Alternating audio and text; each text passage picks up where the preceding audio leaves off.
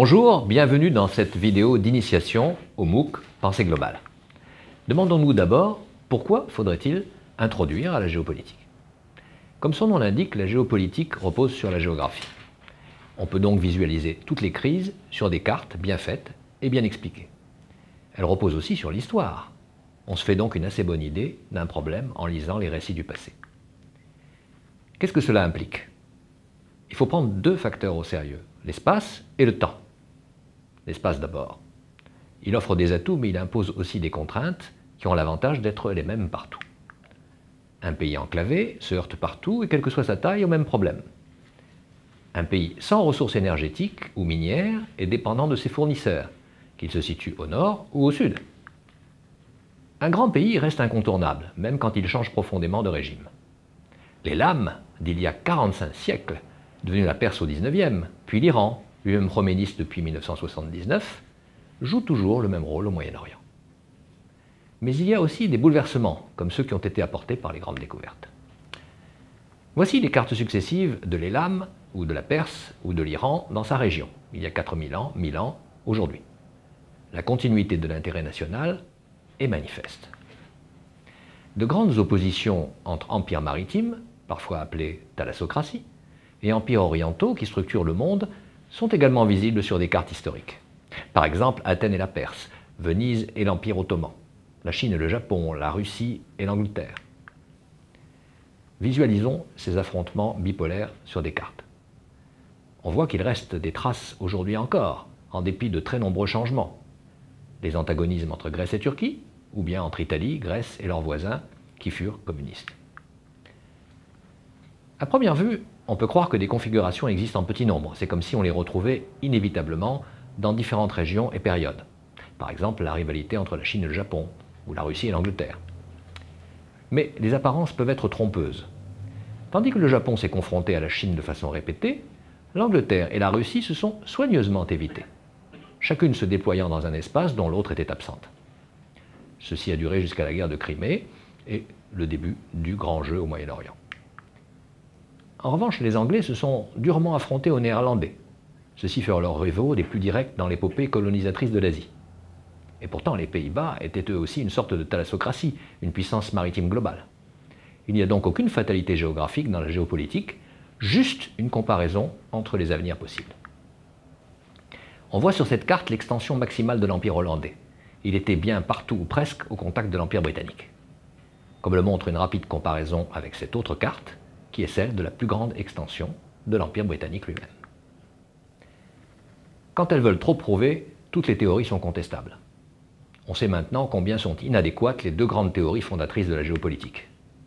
La théorie de l'espace vital de Friedrich Ratzel, qui a sévi jusqu'à la Seconde Guerre mondiale, la théorie du pivot continental de Hartford Macinders, ou Heartland Theory, pourtant remise par les Américains au goût du jour quand ils rééquilibrent leurs relations avec l'Asie et appellent ça « Pivot to Asia ». Venons-en au facteur temps. Des flux d'émigration et d'exportation se sont formés avec le temps. Ces canaux ne s'évaporent pas ou ne sont pas détournés d'un seul coup. Une mémoire des arrangements imaginés dans le passé pèse sur les décisions du présent. Mais le savoir et se pencher sur les cartes historiques ou actuelles ne suffit pas. Comme le nom l'indique, les débutants butent sur trois obstacles. La diversité et l'étrangeté des noms propres. Les dates et les périodes qui se mélangent inévitablement avec le temps. La variété et le caractère abstrait des explications théoriques. Et ce n'est pas tout. Il y a les deux adversaires irréductibles de tout amateur. Le non-dit, ceux qui sont considérés comme acquis, qui fait partie du savoir conventionnel, celui des auteurs qui ont travaillé sur le problème, et comme si tout le monde le savait. Et le trop-dit, ce que les journalistes et autres experts racontent à foison et sans recul, comme si c'était toujours vrai. On peut quand même essayer d'avancer des explications simples mais robustes.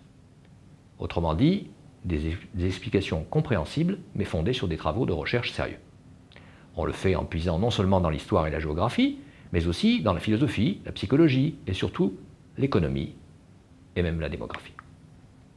Faire de la géopolitique, c'est surtout extrapoler les effets potentiels de facteurs économiques sur les décisions des gouvernements. Pauvreté, inégalité, avantages comparatifs, mais aussi paradis fiscaux, évolution des marchés, et encore autosuffisance alimentaire, voire souveraineté alimentaire ou sécurité alimentaire plus récemment. Au-delà des cartes, et pas seulement en dessous des cartes, les outils habituels de la géopolitique, ce sont des tableaux statistiques et des graphiques. On scrute donc avec attention ces indicateurs comme les taux de croissance de la population, de la richesse nationale, par tête, des exportations. Certains indicateurs sont examinés avec une attention particulière. Ce sont par exemple les taux de chômage et d'inflation. Dans l'histoire, ces deux fléaux ont causé des guerres et des révolutions. Mais aussi, on s'intéresse aux chiffres relatifs aux armées et aux armements, leur production, leur acquisition, leur déploiement. Arrêtons-nous un instant sur une catégorie particulièrement éclairante d'indicateurs, les indicateurs démographiques. La démographie, en effet, est une science exacte, ou presque. Les taux d'aujourd'hui ont des effets mesurables à terme. Par exemple, le taux de fécondité qui permet de savoir comment évoluera une population. Prenons un exemple. Sur ce graphique, on voit que le taux de fécondité russe a baissé après la chute de l'URSS avant de remonter. C'est surtout le cas dans les régions en majorité orthodoxes. Or, cette courbe était prévisible dès le début du XXe siècle. Voyons maintenant la traduction de ces chiffres sur une carte. Demain, l'Afrique saharienne sera la plus peuplée dans le monde. Cela se voit également sur une comparaison rapide de 3 pyramides des âges.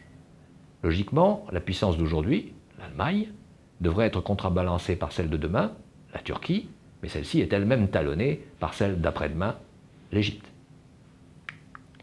Tout aussi logiquement, le remplacement d'une partie de la population active de l'Allemagne par des immigrants turcs et accessoirement russophones devrait s'accentuer, comme on le voit sur cette carte-ci. Le même phénomène se reproduira en Asie avec la diaspora chinoise qui peuplera les anciennes colonies britanniques dans cette partie du monde, et même dans le reste du monde. Enfin, la géopolitique recourt à des indices. Indices de corruption et d'évasion fiscale. Indices de pollution de qualité de l'air. Indice de liberté économique, au singulier. Indice de liberté politique, au pluriel. Indice de qualité de la vie, au même indice du bonheur, rien que ça. Les résultats de tous ces efforts, c'est une explication composite. Toutes les pistes sont exploitées, certaines sont écartées, comme dans une enquête policière. En fin de compte, on s'approche avec une précision croissante de l'explication la plus correcte, ce qui permet alors d'imaginer les avenirs probables. Il ne s'agit pas de prédire, ni même de prévoir, comme on prévoit le temps qu'il va faire. Cela implique d'élaborer divers scénarios pour le futur et d'évaluer la probabilité qu'ils se réalisent.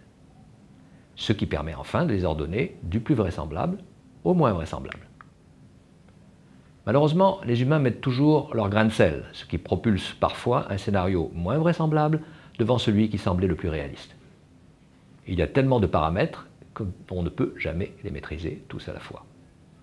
Certaines trajectoires dévieront inéluctablement de la trajectoire imaginée au préalable. La géopolitique est donc utile pour réfléchir, identifier les problèmes, comparer les solutions, et peut-être même faire de la prospective, sans certitude d'avoir raison. Mais cela ne transforme pas le géopoliticien en prophète. Voyons pour terminer qui sont les géopoliticiens francophones et à quoi ressemblent leurs travaux. Je vous laisse les découvrir et je vous invite à venir me rejoindre dans le cours lui-même qui va commencer sous peu. Merci.